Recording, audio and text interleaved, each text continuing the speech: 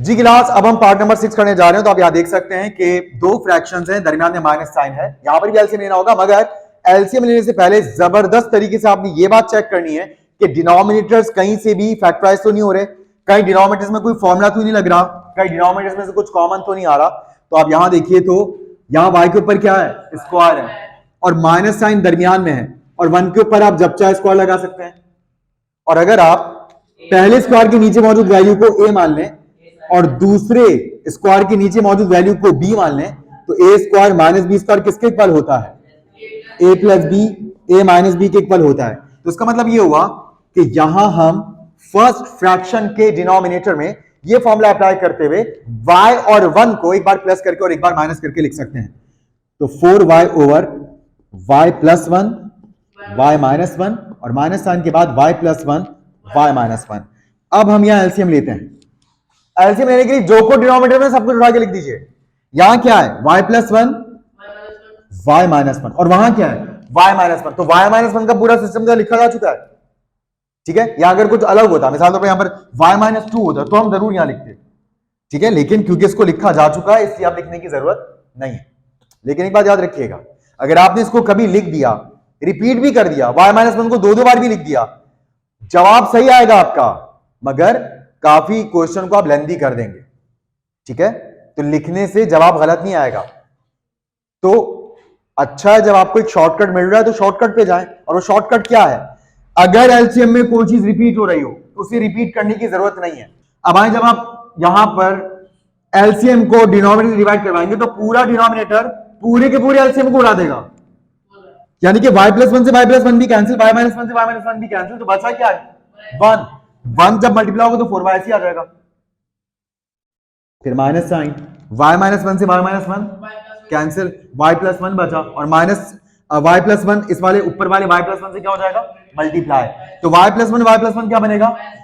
y plus 1 into y plus 1, यानी कि y plus 1 का होल स्क्वायर।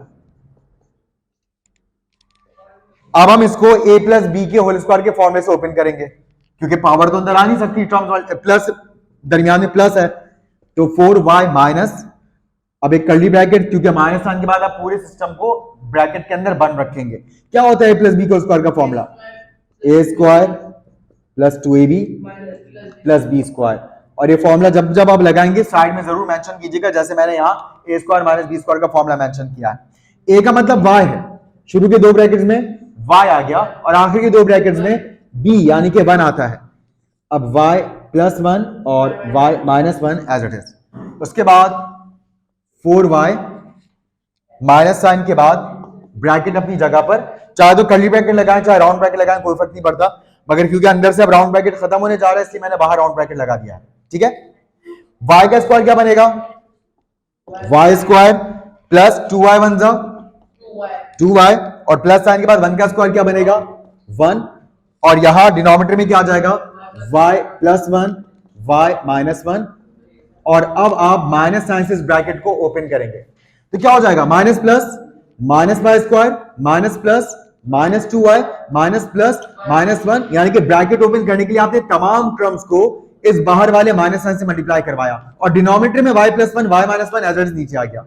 अब यहां आप देखिए कि जो सेम टर्म्स हैं उनको हम क्या करेंगे? ऐड सब्ट्रैक्ट करेंगे। तो यहां क्या कहीं y वाली टर्म है? बिल्कुल है, 4y प्लस में और 2y माइनस में है, तो 4y माइनस 2y क्या हो जाएगा? Plus 2y। तो यहां सबसे पहले हम माइनस वाई स्क्वायर लिख देते हैं, फिर 4y minus 2y plus 2y लिख देते हैं, और फिर क्या आ जाएगा? फिर माइनस 1 आ जाएगा, और डिनोमिनेटर में क्या आ जाएगा? y plus 1 y minus 1। अच्छा, अब अगर आप यहां देखें तो यहां पर a square plus 2ab plus B square का फॉर्मूला फिर से लग रहा है, लेकिन उसके लिए फर्स्ट टर्म और थर्ड टर्म को किसमें होना चाहिए? प्लस में होना चाहिए। तो इसको प्लस में करने के लिए हम यहां माइनस साइन कॉमन ले लेते हैं। याद रखिएगा, इस तरह से फ्रैक्शंस में या अलजेब्रिक एक्सप्रेशंस में अगर आप तमाम टर्म्स का साइन तब्दील करना चाहें तो फिर आप माइनस साइन कॉमन ले सकते हैं, यानी कि जैसे आप माइनस साइन को किसी ब्रैकेट से मल्टीप्लाई करवा सकते हैं, वैसे आप जब चाहे टर्म्स में से माइनस साइन कॉमन लेकर उनको वापस ब्रैकेट में बंद कर सकते हैं।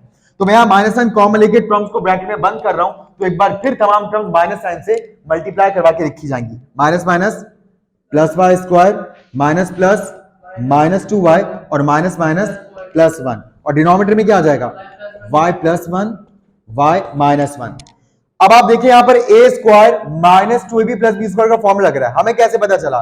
क्योंकि यहां तीन टर्म्स हैं, फर्स्ट टर्म भी परफेक्ट स्क्वायर है और थर्ड टर्म भी परफेक्ट स्क्वायर है। याद रखिएगा जब तीन टर्म्स की एक्सप्रेशन में फर्स्ट और थर्ड टर्म परफेक्ट स्क्वायर हो तो आपको फौरन शक पड़ना चाहिए कि यहां पर a square plus 2b plus B square या a square minus 2b plus B square का फॉर्मूला लग रहा होगा, और उसके लिए फर्स्ट टर्म और थर्ड टर्म का साइन भी सेम होना चाहिए।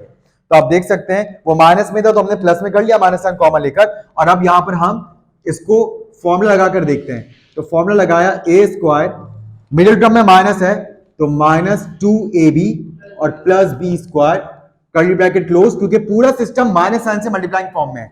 अब आप फर्स्ट टर्म यानी कि y स्क्वायर को होल स्क्वायर में लिखेंगे, तो जब आप y स्क्वायर को होल स्क्वायर में लिखेंगे तो किसका होल स्क्वायर लिखेंगे?